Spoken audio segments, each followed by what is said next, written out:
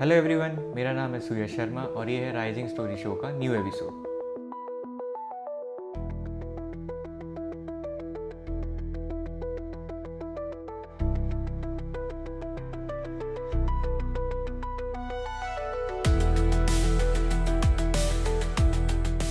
आज के एपिसोड में हमारे जो गेस्ट हैं वो हैं एक्टर, राइटर और content creator Palash Raikwar. Welcome to our show Palash. Thank you भैया। सबसे पहले मैं आपके चाइल्डहुड के बारे में, आपकी स्कूल लाइफ और कॉलेज लाइफ के बारे में जानना चाहूँगा। चाइल्डहुड तो बहुत नॉर्मल ही था, नॉर्मल से थोड़ा और नीचे था। मैं बेसिकली हूँ जबलपुर से ही और मेरी स्कूलिंग हुई है जॉनसन इंग्लिश मीडियम स्कूल। मैं 5th क्लास से वहाँ आया, उसके पहले डीबी क्लब में था सतपुला। तो बिलो एवरेज स्टूडेंट था कि घर वालों की इच्छा होती थी कि बस पास हो जाना तो बहुत है, और मैं वो भी नहीं हो पाता था।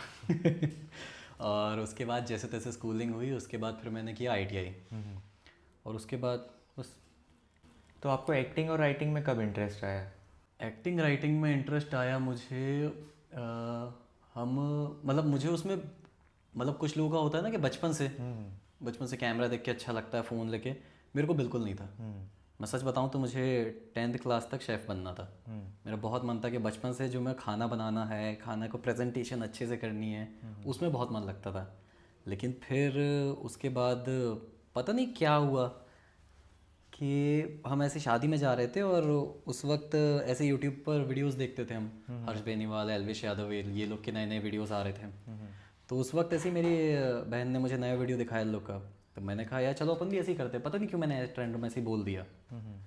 तो वो उसने एक ऐसे टॉन्टिंग वे में मुझे कहा कि चल, तो ऐसे बोलना आसान होता है, करना मुश्किल। तो मैंने कहा ठीक है भाई, बोल रही है। फिर वहाँ से शादी वादी ख़त्म हुई, हम घर आए और मैं तब घर पे अकेला रहता था क्योंकि पापा मम्मी ऑफिस जाते थे और भाई भी नहीं रहता था घर पे। तो मैंने कहा, फिर मेरे को एकदम से उसकी बात वो स्ट्राइक की कि उसने ऐसे बोला था। तो मैंने कॉपी उठाई और अपने मन से कुछ स्क्रिप्ट लिखा, कुछ ऐसे सोच सोच के कि यार ये जोक यहाँ पे, हाँ यहाँ पे क्रैक हो गया, थोड़ा अच्छा लग रहा है, थोड़ा ठीक ठीक लग रहा है। और फ़ोन था एक घर पे पुराना पड़ा हुआ था, तो उसको स्टार्ट करके मैंने कहा चलो शूट करते हैं। और वहाँ से जर्नी स्टार्ट हुई लिखने की और एक्ट करने की। अच्छा। और फिर वो अच्छा लगने लगा करते करते। तो वो करते करते मज़ा आने लगा क्योंकि घर पे अकेले थे, टाइम तो कटता नहीं था। तो फिर ना और ब्रेनस्टॉर्मिंग होती थी कि यार लास्ट टाइम ये हुआ, अब इस बार क्या अलग करें, कुछ नया लिखते हैं। और लास्ट टाइम वीडियो बहुत डल लग रहा था तो कुछ लाइट करते हैं, तो मैंने ऐसे लैंप बनाए थे। और यानी वो जो टेक्निकल फील्ड, कैमरा और राइटिंग, वो वहाँ से स्टार्ट हुआ। फिर करते करते मुझे NSD के बारे में पता चला कि मैंने कहा अब तो इस फील्ड को चूज़ करना है। और फिर NSD के बारे में पता चला, फिर मैंने उसके बारे में पढ़ा कि वहाँ एडमिशन कैसे लेते हैं। मुझे लगा ऐसे ही नॉर्मल स्कूल होगा जैसे स्कूल कॉलेज होते हैं। तो उसमें लिखा था कि इतना इतना आपका स्टेज एक्सपीरियंस होने चाहिए और इतने प्लेस किए होने चाहिए थे। तो फिर आपने थिएटर ज्वाइन किया? हाँ, लेकिन तब तक मुझे पता नहीं था कि थिएटर होता क्या है। तो मुझे लगा स्टेज एक्सपीरियंस कैसा होता है, मतलब जैसे मुझे लगा स्टेज एक्सपीरियंस वो होता है जो बचपन में हम सब नहीं मम्मी लोग कृष्ण बनाती थी, मुझे लगता है वो होता है स्टेज एक्सपीरियंस।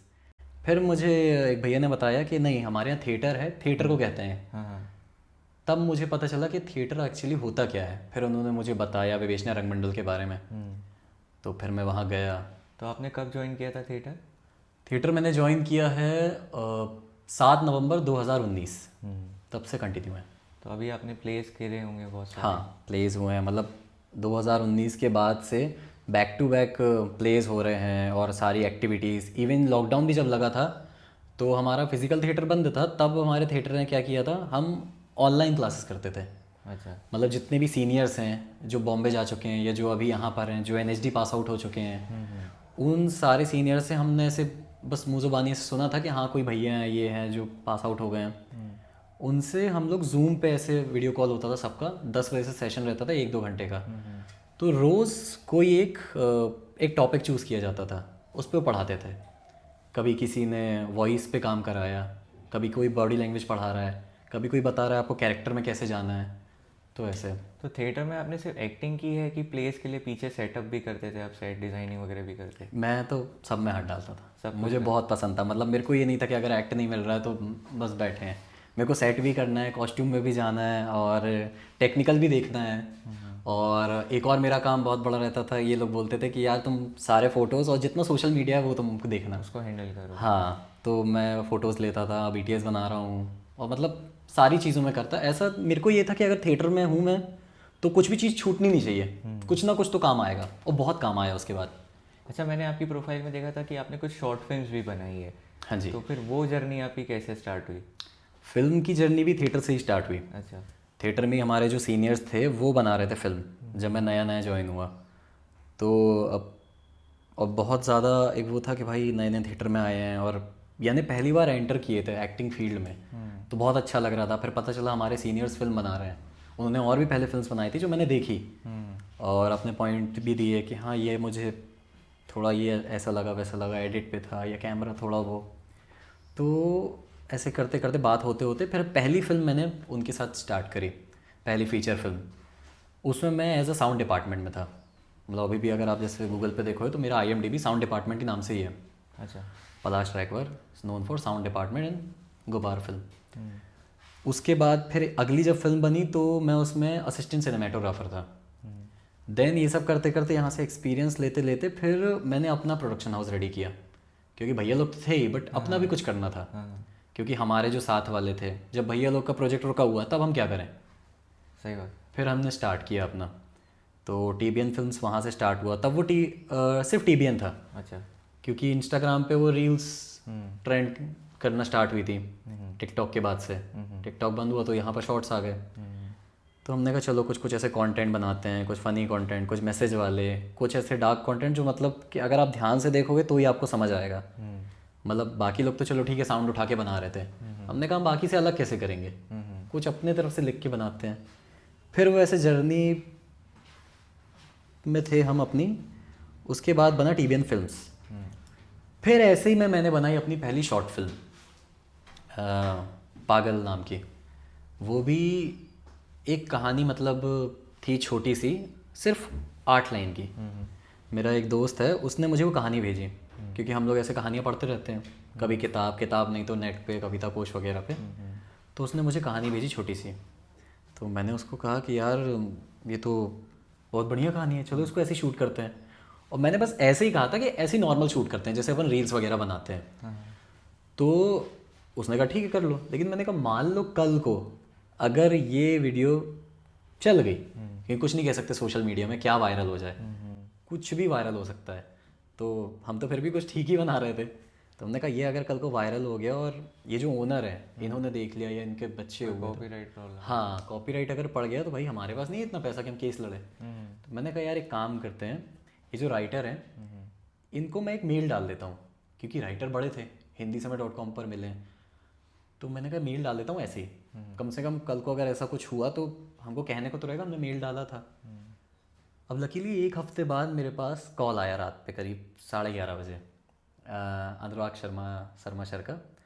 तो सर बोले कि वो जो राइटर हैं उसके कहानी के, उनका फ़ोन आया, बोलते हेलो आप पलाश बात कर रहे हैं। मैंने कहा हाँ जी।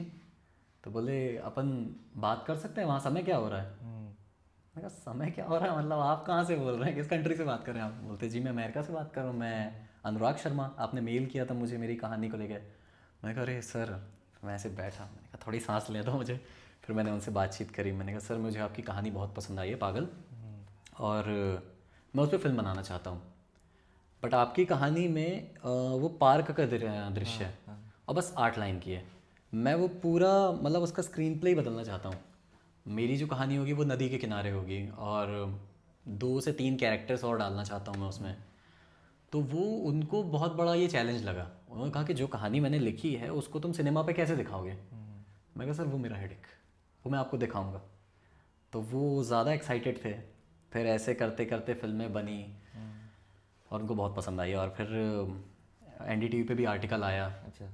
इस फिल्म का, और मैं भी बहुत खुश था। फिर उसके बाद मतलब जर्नी स्टार्ट है, यानी फिल्में लिखी रखी हैं, एक शूट हो गई, एडिट पे चल रही है। तो जैसे अभी आपने वीडियोस बनाए, शॉर्ट फिल्म्स बनाए, हाँ तो जी। आपने रील्स पे कब फोकस किया कि अब मुझे रील्स भी बनाना चाहिए? रील्स पे मैं आया ऐसे कि थिएटर ही जब मैं कर रहा था, तो क्योंकि थिएटर कर रहे थे तो तब ऐसा कोई जॉब वगैरह नहीं था, पढ़ाई चल रही थी और घर से पैसा जो आ जाता था थोड़ा बहुत, तो मतलब उस पढ़ाई के लिए जो मिलता था और ऐसे ऊपरी में थोड़ा बहुत। तो मैंने कहा, और छोटा मोटा वेडिंग शूट भी मैं मिल जाता अगर कहीं से, क्योंकि वेडिंग शूट भी करता हूँ तो उसका अपना एक सीज़न रहता है, और खुद का कैमरा वगैरह भी नहीं था उस वक्त, तो अगर किसी ने असिस्ट के लिए बुलाया तो असिस्ट करने चले जाता था, तो उसका उतना पैसा नहीं मिलता था। तो फिर मैंने कहा किसी को कि भाई अगर ऐसा कुछ काम वाम हो तो बताना मुझे, क्योंकि मैं फ्रीलांसिंग करता था। रील्स बना दिए किसी के लिए, रील्स भी ऐसी कि क्योंकि मुझे रील्स में कभी उतना इंटरेस्ट था नहीं, रील्स भी ऐसी कि जो जैसे कमर्शियल ऐड होते हैं गाड़ियों वगैरह के, उस पैटर्न में। Commercial reels. हाँ, कमर्शियल रील्स के, ईवी वगैरह के 1-2 मैंने रील्स बनाए हैं, और कुछ शॉप्स के बनाए थे एकदम स्टार्टिंग में। तो फिर मेरे पास मेरे साथ के भैया थे, उनका फ़ोन आया, वो एक डिजिटल मार्केटिंग कंपनी में काम करते थे तो HBL के साथ, पिक्स मीडिया में। तो उनका फ़ोन आया कि यार यहाँ पर एक फ़ोटोग्राफ़र की जॉब है, तू करेगा? मैंने कहा यार मैं कर तो लूँगा लेकिन कैमरा नहीं है। तो बोले तू बस आ जा। मैंने कहा ठीक है।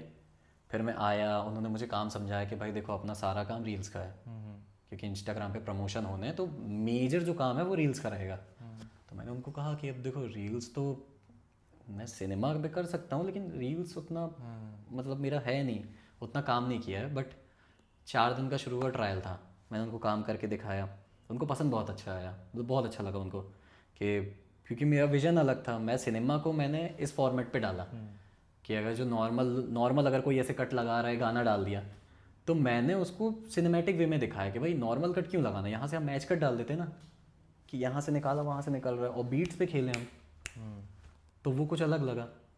तो वहाँ से फिर जर्नी स्टार्ट हुई मेरी रील की। तो अच्छा, आपको जबलपुर में ऐसा कौन सा क्रिएटर लगता है जो सबसे अच्छा कंटेंट बना रहा है अभी? ऐसे जबलपुर पे मतलब ऐसा कोई एकदम फेवरेट तो मतलब सबका कुछ कुछ अच्छा लगता है मुझे, ऐसा पर्टिकुलर कोई ऐसा नहीं है कि यार ये बहुत मतलब इसका सब कुछ अच्छा है, नहीं, सबका थोड़ा थोड़ा कुछ अच्छा है। कि जैसे मतलब एफर्ट के नाम पे अगर मैं बोलूँ तो एफर्ट, मुझे कुछ ऐसे 2-3 लोग हैं जिनके एफर्ट्स बहुत पसंद आते हैं, जो नई नई चीज़ें करने का सोचते हैं, जो कि बहुत ज़रूरी है इसमें। अनुज है, बंजारा है, इवन एक नटखट है, उसका भी काम शायद अभी हो सकता है कुछ प्रॉब्लम हो गया होगा तो शायद अभी रुका हुआ है, वरना वो भी, उसके भी एफर्ट्स बहुत पसंद आते हैं मुझे, वो भी कुछ नया नया सोचता रहता है। और एक बंदा है, उसके एडिट्स बहुत पसंद है मुझे, वो याद नहीं आ रहा मुझे, लेकिन बहुत अच्छे एडिट्स हैं उनके। और प्रियांशी है, उनकी फ्रेमिंग मुझे बहुत पसंद आती है, यानी कुछ कुछ हटके रहता है उनके में।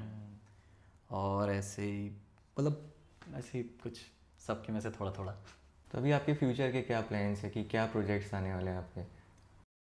फ्यूचर के प्रोजेक्ट्स ऐसे हैं कि अभी एक शॉर्ट फिल्म आने वाली है, शॉर्ट फिल्म्स तो आने वाली हैं, और एक और जो चीज़ आने वाली है वो है डबिंग।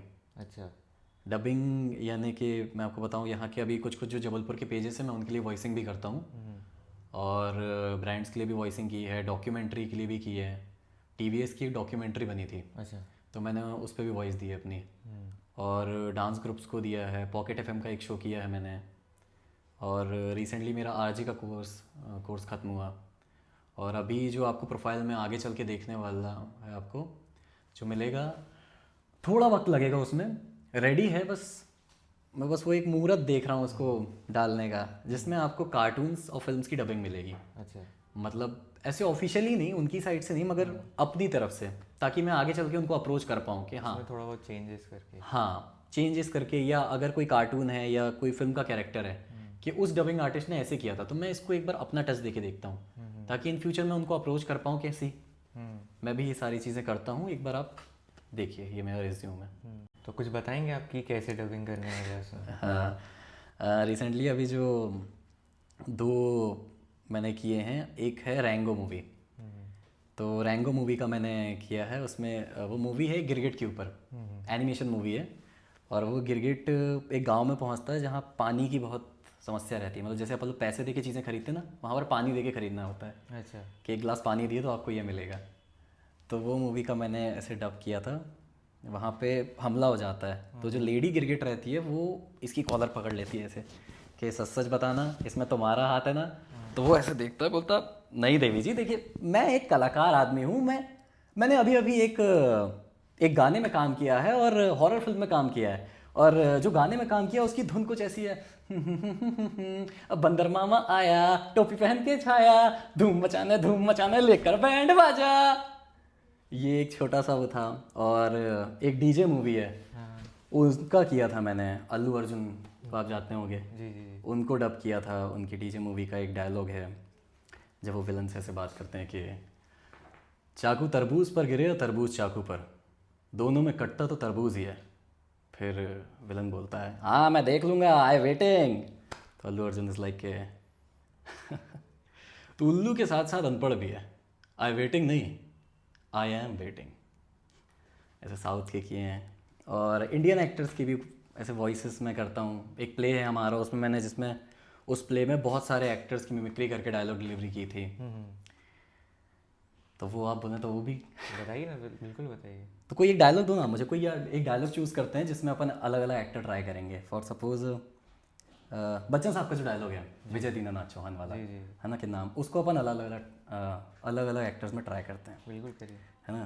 पहले बच्चन साहब का ही अपन करते हैं कि वहाँ से हुआ कि नाम विजय दीनानाथ चौहान, बाप का नाम दीनानाथ चौहान, माँ का नाम शकुंतला देवी, उम्र 32 साल 6 महीना 5 दिन हो रही, 16वां घंटा चालू है मालूम। यही डायलॉग। अब आप कोई दूसरा एक्टर था, आप एक मिनट, जो अपन मतलब जिसकी आप करते हैं उसी। ठीक है, तो अपन पहले से स्टार्ट कर, ठीक है, थोड़ा सा पीछे चलते हैं टाइम से। जी जी अशोक कुमार पे, जी। अशोक कुमार पे आते हैं। यही वाला, यही सेम डायलॉग अशोक कुमार कैसे बोलेंगे। डायलॉग पूरा नहीं बोलूँ कि डायलॉग बड़ा छोटा सा, बस नाम बोलता हूँ। यही डायलॉग अशोक कुमार वो कैसे बोलेंगे कि तुम्हारा नाम, मेरा नाम विजय दीनानाथ चौहान, बाप का नाम दीनानाथ चौहान, अब बेटे तुम्हारा नाम क्या है।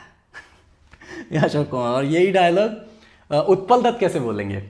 उत्पल दत्त को आप जानते होंगे शायद, जो पुरानी वाली गोलमाल थी उसमें थे उत्पल दत्त। उत्पल दत्त ये डायलॉग कैसे बोलेंगे, भाई वाह मेरा नाम विजय दीनानाथ चौहान, बेटे तुम्हारा नाम क्या है। जी। शाहरुख खान की आवाज़ में आप एक बार ट्राई करके देखिए। शाहरुख खान में नाम विजय दीनानाथ चौहान, बाप का नाम दीनानाथ चौहान, और तुम्हारा नाम नहीं नहीं जी, बहुत अच्छा करते हो।